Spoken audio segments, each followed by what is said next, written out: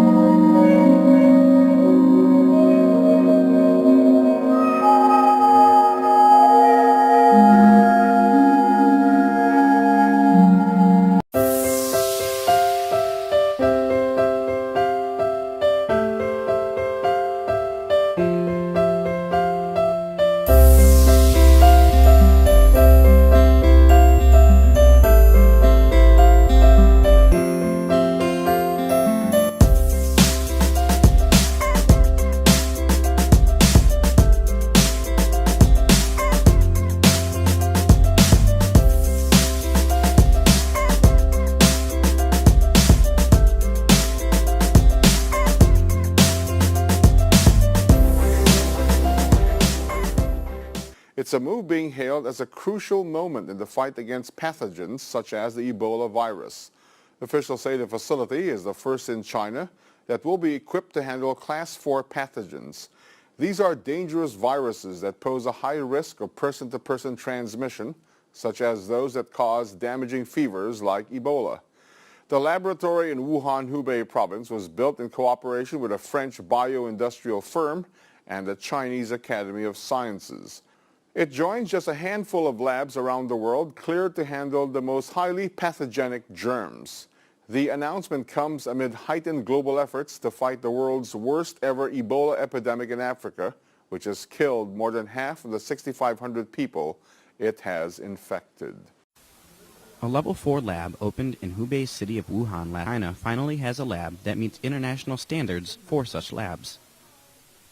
The lab was co-designed by France and China and was built by Chinese workers. The facility is an essential platform for research and development concerning highly contagious and infectious diseases. It is the first such lab to be built in China. The lab was built with significant investment and strict construction protocols over the course of 10 years. The new facility will allow Chinese scientists to study life-threatening infectious diseases. The Wuhan Institute of Virology said the lab is a specialized core facility for studying dangerous contagious diseases and must implement the highest possible safety measures. The laboratory is like a sealed box. Nothing inside can come out. We have to ensure that conditions in the laboratory are in a state of negative pressure in order to prevent anything from getting out. Number one, the firewall must come down. It must come down. The people of China, the citizens of China, the decent, hardworking, old 100 names in China have to be able to communicate to the world. They have to get out there and tell them what their situation is. The world has to see this unfiltered by the Chinese Communist Party. And right now, there is no justification, no moral justification to have the firewall up. This is an emergency and it's a humanitarian crisis. The firewall must come down, and any American company that's providing technology or capital or personnel to keep that firewall up is going to burn in hell, okay? Because now they are just prolonging the suffering of the Chinese people. That's number one. Number two, and I said this a couple weeks ago, the Chinese Communist Party must take the best doctors from the world, from the CDC, the World Health Organization, from the Imperial College in London, from Hong Kong University, Dr. Gabriel Leung, the top virus hunters, the best, have to be allowed to get into Wuhan and Hubei province and see and report back exactly what the problem is and what their recommendations are. And number three, the Chinese Communist Party has to be able to accept doctors and nurses from all over the world that would volunteer, military or otherwise, to go to Wuhan and go to Hubei. Because right now we see, I think there's 5,000 doctors and nurses that are infected. Okay? The new crisis you have is a collapse of the public health system in the central province and in Wuhan city. If that collapses, you can have tens of millions of people die. And that is something the CCP can avoid by taking nurses and doctors from all over the world and let them go to those central things. Until the government does that, to me, it's showing that two things. Number one, they don't care about the Chinese people. They don't care how many people die. And number two, they don't care about people throughout the world. What they care about is what they've always cared about, and that is their hold on power and their hold on wealth. China says the coronavirus epidemic is coming down. But is it really so? Steve K. Bannon, host of War Room Pandemic, sat down with me to discuss the most critical aspects of this pandemic. What's the truth in China? Why did the Chinese government still refuse to let American experts in? Could the virus be made in a lab? Why does the Chinese leadership rush biosafety legislation? Could America see generic drug shortages if the epidemic prolongs? I'm Simone Gao, and you are watching Zooming In.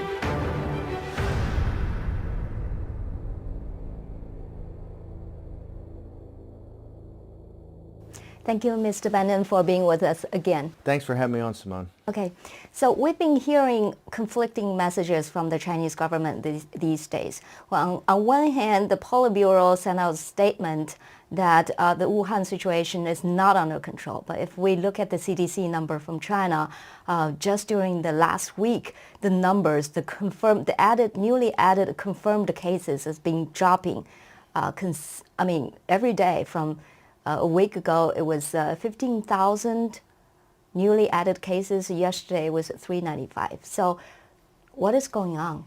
First of all, every number you're seeing that comes out of the CCP and comes out of China is a total and complete lie. They're all lies. You know, they've tried to go back and have different methodologies about how they're counting this. So people should just discount that. And I know people that watch your show are sophisticated enough to understand the CCP just lies. It's the crime is that the mainstream media in the West repeats these lies over and over and over again. As we sit here today doing this interview, 1/10 of the world's humanity, 10% of the world's humanity is under some form of quarantine in central China. We have anywhere from 60 to 80 million, maybe 100 million people in Hubei and around surrounding areas under a strict quarantine. We have another 4 or 5 or 600 million people throughout the rest of China on some form of lockdown, which is a quasi quarantine. And the reason that is, there's only two ways right now to solve this virus. A vaccine, which a vaccine is anywhere from 6 months to a year and a half, 2 years away. Or what they call social separation, which is quarantine.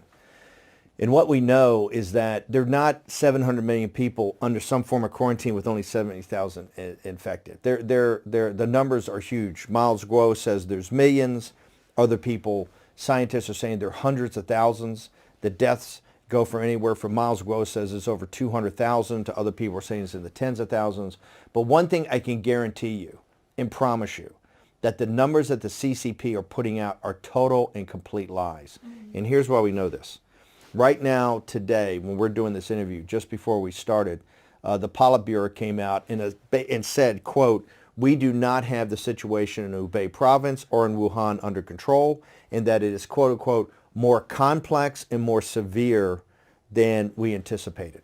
And so they are essentially, which is a huge loss of face, right? And particularly this is the committee that President Xi, he's the convening authority. He's the top person. He and Wang Xishan. And so for them to put that out for the world's media to see, admitting that they are not on top of this situation in Wuhan, this biblical plague that has infected the poor people of China, is in the mainstream media. It should be outraged that they've taken these lies for so long and just kind of repeated them, and now you're starting to see, I think the lies are coming apart because you can no longer control the information that's coming out of Wuhan. The tragedy of Wuhan, led by one of the stories, and your audience should understand, that affected people most in the United States, was the chief medical officer for the Wuchang Hospital in Wuhan when he died, right, in the line of service to help his fellow countrymen in China. When the ambulance moved away to take his body to be cremated, his poor wife, who's one of the nurses, was banging on the ambulance and crying out for her dead husband. That really hit many Americans in the heart. And so I think you're seeing today that the Chinese Communist Party, who lies about everything, now their lies are being exposed to a global audience. Mm-hmm. Just last week, I attended a CDC briefing at the National Press Club in the States, in D.C., and the spokesperson from the CDC was still praising the Chinese government for transparency and their ability to build those massive hospitals, and she cited the official number from China. So my question is, do you think the American government is aware of the possibility of the scope of this epidemic? I think there's there's obviously different people in the government. The official policy is to try to be, and one of the reasons I think they've been doing that, and President Trump has been reinforcing that and saying good things about Xi, is they're trying to get the cooperation of the Chinese Communist Party to actually give real information, and most importantly to allow CDC personnel, virus hunters, in from the World Health Organization, CDC, Hong Kong University, Dr. Gabriel Leung, others that could actually go to Wuhan and start to get their hands around this situation. I think they feel that if they call out the CCP, the Chinese Communist Party, for their lies, that it'd be much tougher to get there. There are many people in the government that know that the Chinese Communist Party is lying to people. They're lying about these numbers. They're not being transparent at all. But I believe for the greater good, remember, we can't start to solve this problem. This This is Dr. Thay and Lian Chan Han had this two-part articles in The Hill called the Biological Chernobyl, brought on by the CCP. Until we actually get world experts in there to assist the Chinese people and to assist these heroic doctors, you're only going to have this virus is only going to metastasize. The number one priority for everybody is to get there and help the Chinese people, to help stop this in China, and by stopping that, to stop it spreading throughout the world. And so that's what I think President Trump is trying to accomplish. But as everybody that watches your show knows, or goes to NTD TV or goes to the Epoch Times, they understand that the Chinese Communist Party is a collection of gangsters. They think like gangsters. They operate like gangsters. And they don't care. And I've said this many times. They do not care if 25 or 30 million Chinese die in Hubei province or in central China. They could care less. All they care about is holding on to power. And so all you're going to see is a continuation of their lies and their misrepresentations. As you said, 760 million Chinese people are under quarantine and half China is locked down. But things are not improving. The spread of the virus is not being stopped. What does that tell us? It tells you that it's out of control. We have a pandemic. Dr. Stephen Hatfield wrote this book, and I recommend everybody in your audience get this. It's called 3 Seconds to Midnight. Dr. Hatfield is one of the world's leading experts here in the United States, one of the top experts on pandemics. In this book, he goes through all the historical pandemics. He wrote this book before this pandemic came out, but it's really scary. And what Dr. Hatfield says, there's only two ways to solve this right now: a vaccine or social separation in a quarantine. He was just on our show, War Room Pandemic, the other day, and what he said was, this is proven, because it continues to have to quarantine additional people, that the quarantine, the social separation in central China is not working. And here's why it's not working. Number one, they suppressed the information for too long. They lied to people for too long. So the possibility they had to contain this back in December, the Chinese Communist Party misled everybody and lied about everything. It then is now metastasized, and it's gotten out of control. And the measures they've tried to put in are just not that thorough. You know, you've seen what they've tried to do, and they're just not that on top of things.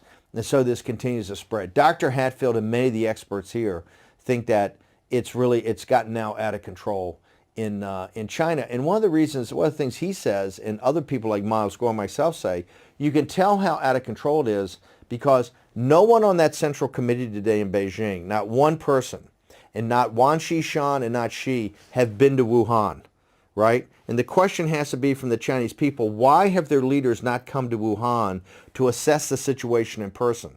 There's two reasons.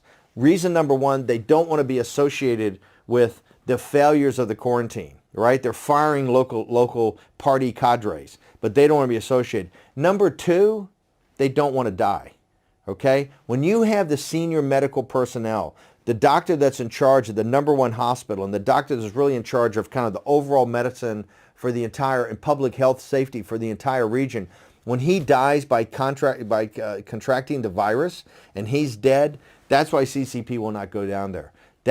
So all of their other talk is happy talk. Until Xi goes to Wuhan and stands at a quarantine center and looks the Chinese people in the eye and says, I'm on top of this and I'm going to be here until this thing is solved, it's all lies. And so every stat they put out, every number they put out, every way they want to spin it is a total and complete lie. This is Beijing where all the party cadres are. This is Shanghai where many of the party cadres and the most sophisticated businessmen, when they sit there and they don't believe anything the CCP says, that tells you everything you need to know about the CCP. They know they're lying. They know you can't depend upon their information. So if you want to save yourself, you essentially have to self-quarantine. So you have among the wealthiest and most powerful people. This is how deadly this virus is.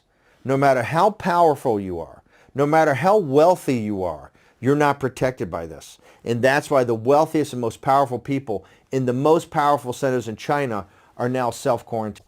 This week's China News headlines. First up, the coronavirus, now known as COVID-19. Currently, it's believed the virus spread from this wet market in the Chinese city of Wuhan.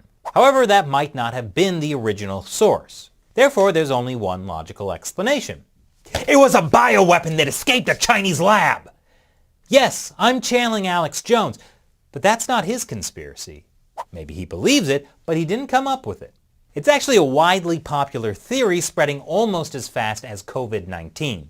So much so that Fox News anchor Maria Bartiromo actually asked that question to White House trade advisor Peter Navarro. They knew that coronavirus had happened back in December. They sent a delegation to the White House to shake everybody's hand. They knew that they had this virus that had started for the phase 1. Then they sent the largest delegation ever to Davos. And now the ambassador to China was on one of the Sunday shows this weekend, and he did not deny that coronavirus could have started in a weapons lab. Do we know if this started in a research lab, and how come they won't allow the CDC in there to better understand how this started? Because if they started this in a weapons lab, that's evidence that they are developing or trying to develop weapons of mass destruction, biological weapons. Whether it occurs by the quirk of nature or at the hand of a terrorist, epidemiologists show through their models that a respiratory spread pathogen would kill more than 30 million people in less than a year. And there is a reasonable probability of that taking place in the years ahead. It's hard to get our minds around a catastrophe of that scale, but it has happened. In 1918, a particularly virulent flu strain called the Spanish flu killed over 50 million people, more than World War I. The fact that a global pandemic has not occurred in recent history shouldn't be a mistake for evidence that it won't occur. Even if the next epidemic is not on the scale of that 1918 flu, we have to consider the social and economic turmoil that even a smaller size epidemic would create. We saw this with Ebola as it got into the urban centers of the 3 affected countries, and it was only by diverting polio resources that we avoided it getting into the urban areas of Nigeria. That the one lab in China, a pathogen 4 lab at the highest levels, built by France after SARS to help the Chinese people find vaccines for more SARS-like virus. It's not by chance that that's in Wuhan. The only one in all China is relatively close to where the market was. We got to pray that it's not something that either came out of trying to work on a vaccine and leaked out of the lab, or it was part of a biological weapons program. The disturbing thing about the CCP is the moves they're making now, talk about biological lab safety and things like that, concern me. Also, some of the rumors they're trying to start that the CIA was in back of this start to concern me. The people in China and the expatriate Chinese should understand that the Chinese Communist Party has a terrible record when it comes to biological weapons, okay? And they're hiding and lying of their biological weapons program. So you have many voices in the West now, Senator Tom Cotton, Bill Gertz, Miles Guo, and others that are sitting there going, it's all lies and it came out of their weapons program. I think we ought to pray that it was natural, because that means it's going to be easier to find a vaccine. There are many things about this virus that are quite concerning. Okay, number one is the asymptomatic period. You know, many people have caught it have said, hey, the person I actually caught it from didn't have any symptoms. That's right. Dr. Li, the great hero of Wuhan, he was the whistleblower. He was the one that the Chinese Communist Party, in their devil nature, tried to make him sign a thing saying he was a rumor monger. They tried to ruin his career. They were going to throw him in prison. It turns out he was right. He was a truth teller. He was a whistleblower. If they had listened to Dr. Li and his cohorts of 8 doctors back in December, they might have gotten a grip on this thing. But what they cared about is their power, and they said, no, you're a rumor monger. You had to sign these documents that said Dr. Li basically had to say he was lying. Dr. Li then went back to, when he was basically exonerated by the Supreme Court of China, he went back to the hospital to volunteer to work again, okay, to help this. And he says later, when he was dying in his last interview with the New York Times, he said, I made a mistake. I got careless. He took off his hazmat suit and didn't have all the thing when he worked on an 82-year-old patient that had no symptoms. And he caught the disease from her, and he was dead 10 days later. And I understand that the doctor, the head medical professional in Wuchang Hospital, I've been told, I haven't verified it, that he also caught this from someone that was asymptomatic. So right now we don't know, and one of the reasons we don't know is that the CCP is not allowing the world's top virus hunters in there to check this out. Everybody's depending on information they give. And you can't depend on anything the CCP gives you because they lie as easily as they draw breath. Mm-hmm. You know, the BBC did an interview with a doctor who was treating the first patient of this coronavirus outbreak. And this man, he's like an older man. Yes, and patient zero. Patient zero. We don't know if it's patient zero, but just call him patient zero. He is bedridden. He doesn't have any mobility. He doesn't have any, obviously he didn't go to the seafood market. But the interesting thing is the doctor will not reveal like who he has contacted with, because this man cannot get this virus by himself, right? We know he's not related to the market, but who he has contacted with, the doctor wouldn't reveal. So I think that's kind of telling, right? It's telling, and it's unacceptable. The world's now, 31 nations in the world have this. The world's economy is about to basically lock down because of the Chinese, the interlocked nature of the global supply system, the global supply chain coming out of China. One belt, one road, things you and I have talked about many times. This is what Senator Tom Cotton has to say. Senator Tom Cotton says, it's not incumbent upon the world to come in and find this information and keep asking questions. It's incumbent upon the Chinese Communist Party in Beijing and the rulers, okay, to come forward and have the world come in right now to both assist the Chinese people and to help protect the safety of the world. This shows you something we have said for years and years and years and years. The Chinese Communist Party is a danger to the Chinese people, and more importantly, they're a danger to all mankind. They think like gangsters. They're a bunch of thugs. And now they've got this situation they either created or if they didn't create it and it was natural, they suppressed the information about it and lied about it to keep their own power. Either way, they have helped destroy China. And now in doing this, they're starting to destroy the entire world. That's why they have to be held accountable. I want to talk about the biggest and the most important story in the world, the Wuhan coronavirus. This coronavirus is a catastrophe on the scale of Chernobyl for China. But actually, it's probably worse than Chernobyl, which was localized in its effect. The coronavirus could result in a global pandemic. While you were all sleeping overnight, the number of diagnosed cases in China increased by 30%. Now, let me be clear, that's not new cases, that is just newly admitted cases. It is probably several orders of magnitude higher than that.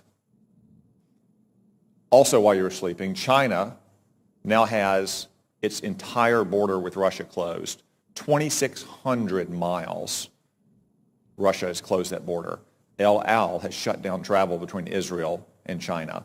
Air France has shut down travel between China and France. And that's in addition to all the other countries that have already shut down travel. From what we know so far, and there's still many unknowns, this virus could have both a long incubation period, as much as 14 days, and individuals could be contagious while asymptomatic, which was not the case with SARS in 2003. Furthermore, from some cases, it appears that the virus could be aerosolized, which means it doesn't require the kind of contact that you have with, say, a married couple kissing each other or a family living in close quarters in a hotel or apartment, but rather the distances we are all sitting apart right now. Yet China is still lying about all of this. They've been lying about it from the very beginning, and you don't need their history of lying about SARS in 2003, though it is relevant here. You just have to see what's happened over the last 2 months. We now know that the first case manifested no later than December 1, even though China didn't reveal it to the WHO until a month later on December 31st, when they continued to hide it from their own citizens. And they continued to say that it had been contained inside Wuhan. Today, it is in every single province in China. They also claimed for almost 2 months, until earlier this week, that it had originated in a seafood market in Wuhan, that locals had contracted it from animals in, say, bat soup or snake tartare. That is not the case. The Lancet published a study last weekend demonstrating that of the original 40 cases, 14 of them had no contact with the seafood market, including patient 0. As one epidemiologist said, that virus went into the seafood market before it came out of the seafood market. We still don't know where it originated. Could have been another seafood market. Could have been a farm. Could have been a food processing company. I would note that Wuhan also has China's only biosafety level 4 super laboratory that works with the world's most deadly pathogens to include, yes, coronavirus. Now, look at China's own actions. They have quarantined 60 million people, 60 million, more than the entire population of our West Coast. They've shut down schools indefinitely. Classes canceled nationwide indefinitely. Hong Kong, a part of China, has basically shut down all travel from the mainland. That's why it is essential that we immediately stop all travel on commercial aircraft between China and the United States. Making exceptions, of course, for American citizens to come back, as we just brought back yesterday. Allowing essential trade to flow as long as crews on ships and aircraft are not allowed to go into the general population in America. And making exceptions, of course, for medical personnel to go into China to try to get a handle on this.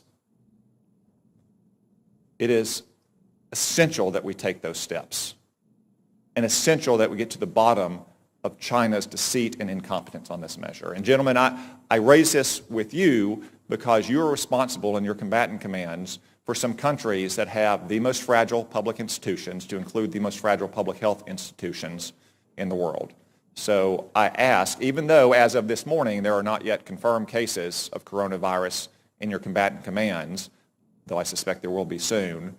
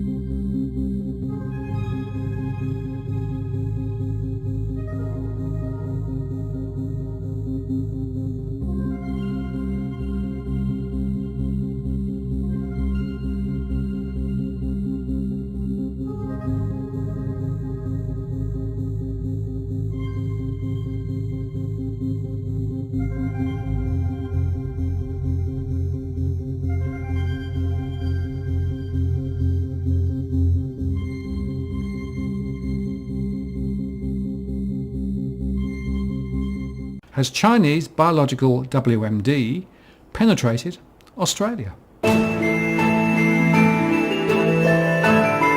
The source of the virus. So we've been told a couple of things. So one is that it has come from a seafood market, and that's where the source is. Now, some of the world media, particularly the Western press, have taken that and reported that.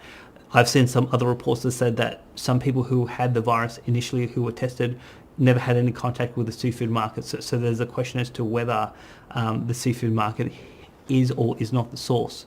What about the other source? So some people have said it might be from a Chinese laboratory. Yes. The other thing to consider is that Wuhan has been designated as having a civilian laboratory. It's called the Wuhan National Biosafety Laboratory, and was set up early in 2018.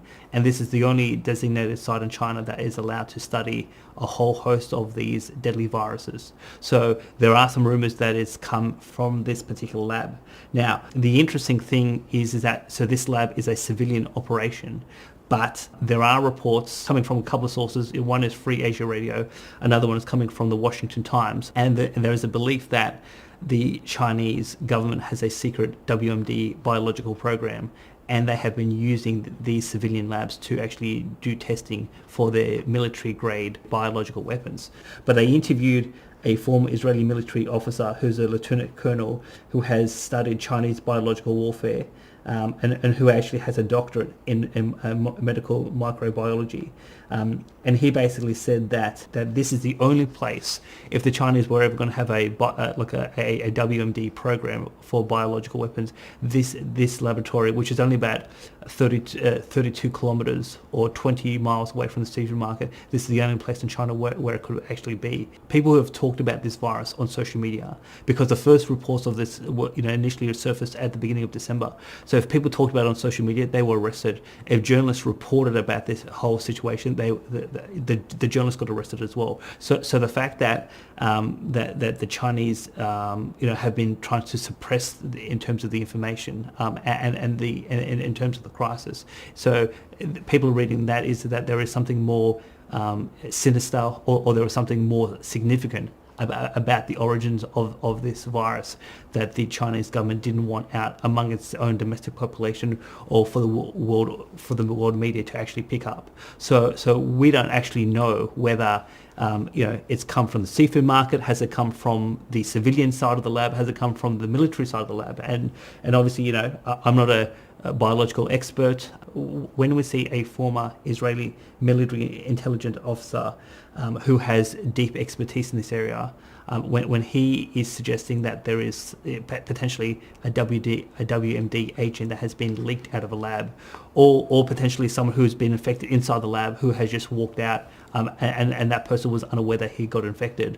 The key point to make on this is our government, our chief medical officer has incomplete scientific information about, in terms of the virus, in terms of where's it come from, what's actually involved here, and yet we have not seen what I would believe is the requisite sort of behaviour from our government to keep us safe. So when you have all the information, you can make some very wise decisions.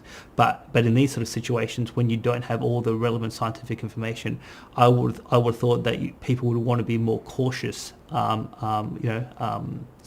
the obvious thing is to if you are to be cautious, is to ensure that people who are potentially in the affected area can't hop on a plane and come land in Sydney, and that's exactly what happened 3 days ago.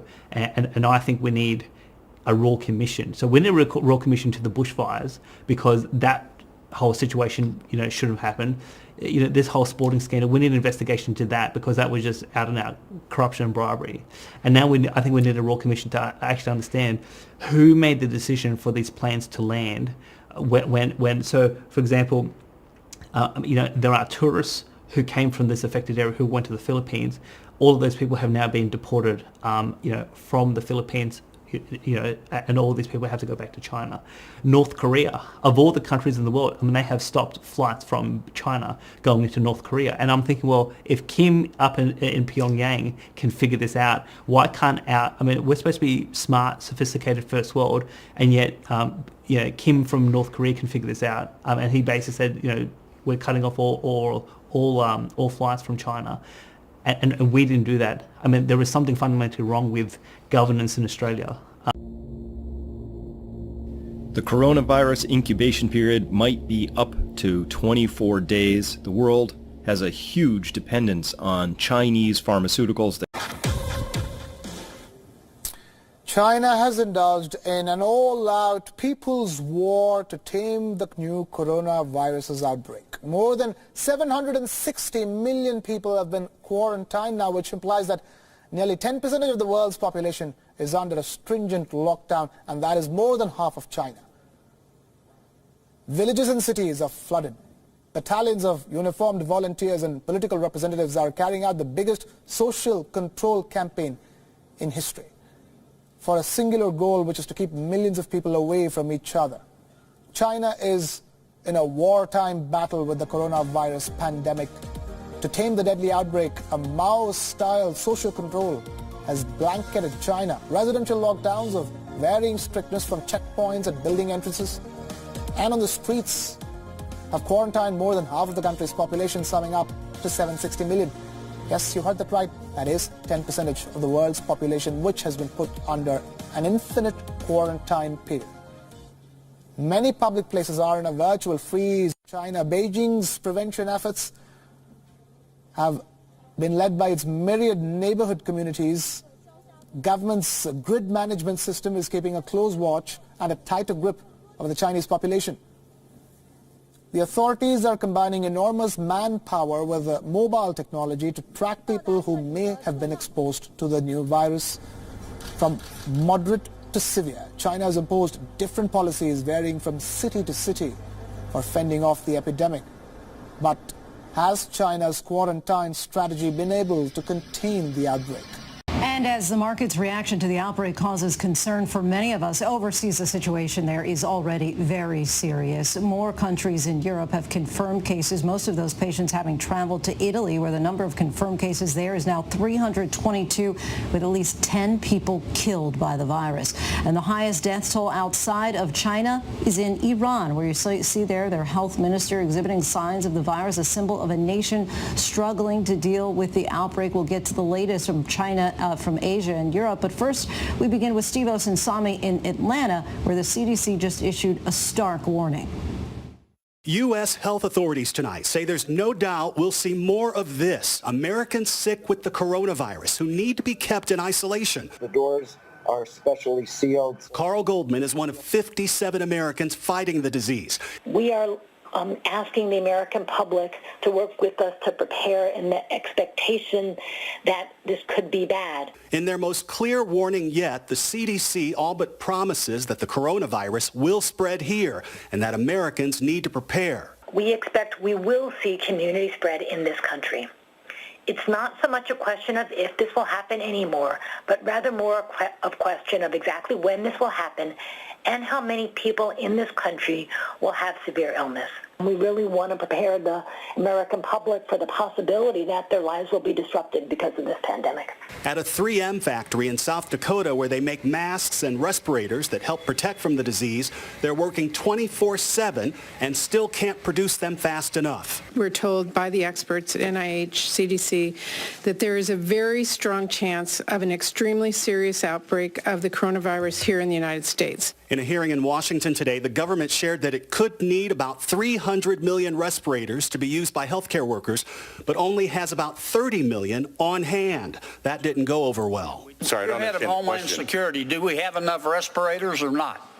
What has authorities alarmed are the clusters of outbreaks happening outside of Asia that are not directly connected to Asia. On the Canary Islands off the eastern coast of Africa, more than 1,000 tourists are trapped in a hotel because an Italian guest came down with the virus. In Italy, more than 322 confirmed cases with 10 people dead, and they haven't even found the source of the outbreak. In Iran, at least 15 people were killed by the virus and nearly 100 are sick, including this health minister, who yesterday was on camera downplaying the danger as he's seen coughing and wiping his brow. Today he learned he too has the coronavirus. The Trump administration today was trying to bring calm to both the panic and the economic markets. Stocks are down today again. We have contained this, I won't say airtight, but pretty close to airtight. The president says they're throwing everything at this. Very well under control in our country.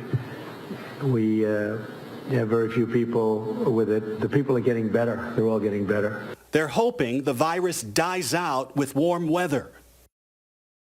And Steve Osinsami joins us now from the CDC headquarters. We heard them say today it's not a matter of if, they are saying it's a matter of when. What else are they saying?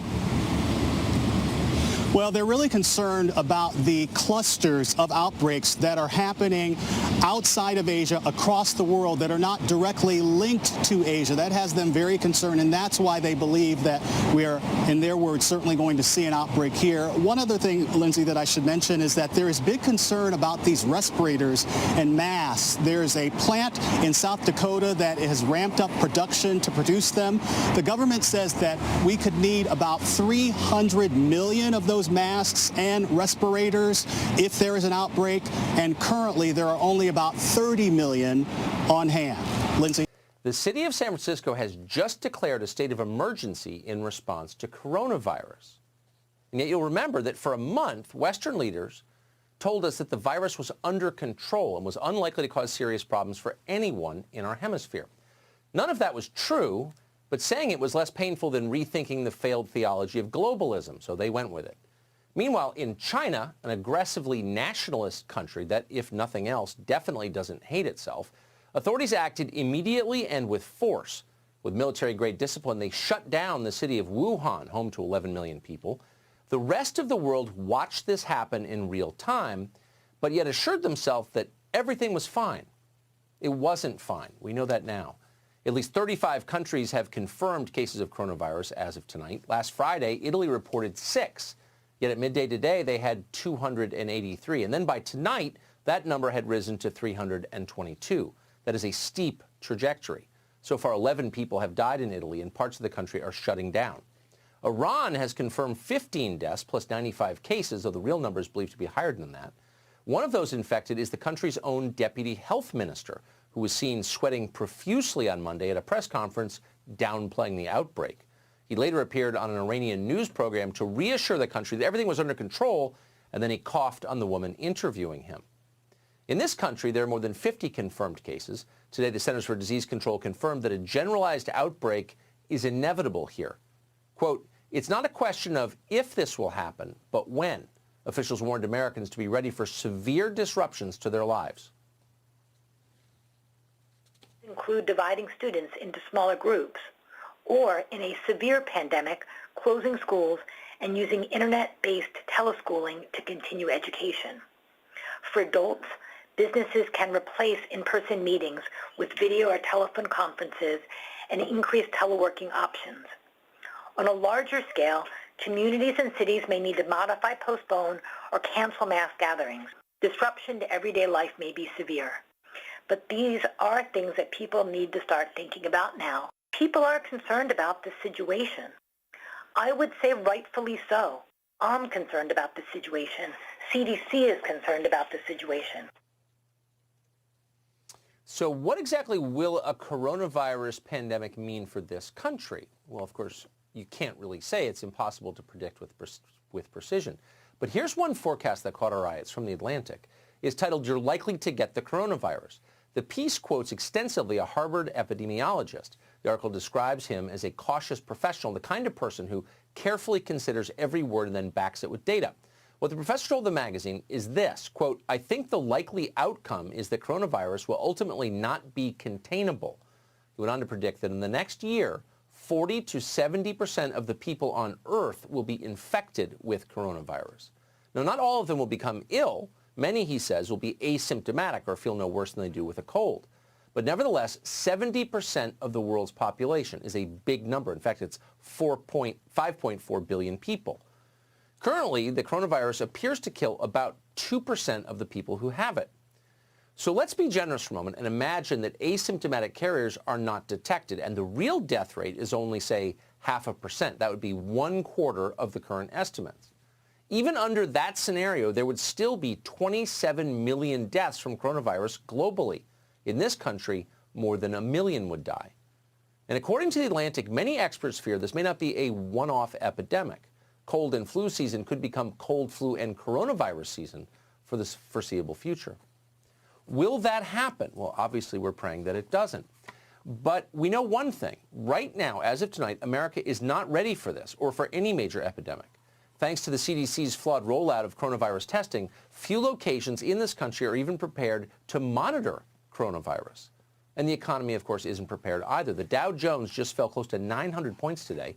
That's on top of yesterday's 1,000-point drop. Overall, U.S. markets are down 8 to 9% compared to earlier this month.